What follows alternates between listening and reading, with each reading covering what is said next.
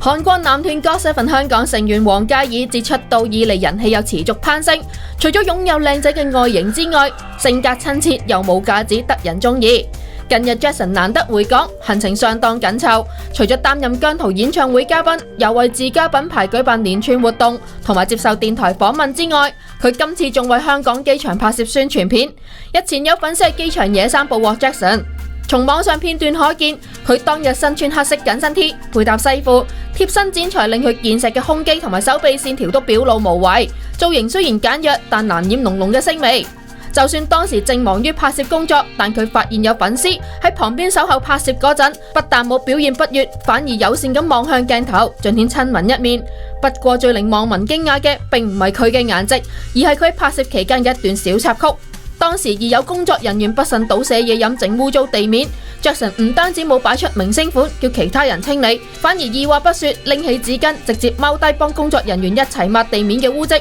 貴為國際頂流，依然貼地，實在難得。呢一幕被粉絲影低，唔少嘅網民睇到相之後都紛紛留言激讚。國際巨星當眾抹地板，真係好少見，叫人點樣唔愛佢啊！ Jackson 再次用行動證明，真正嘅男神唔係止於外表，仲在於嗰份謙卑同埋修養啊！此外，樂壇小天后炎明熹早前受邀出席 Jackson 自家品牌嘅開幕派對，炎明熹一見男神就興奮舉會兼合照，十分開心啊！Hello， 東網嘅觀眾大家好，我係 Cecilia 蔡思韻，祝大家聖誕快樂，新年進步。我最難忘嘅聖誕節應該仲未到，我希望係今年啦。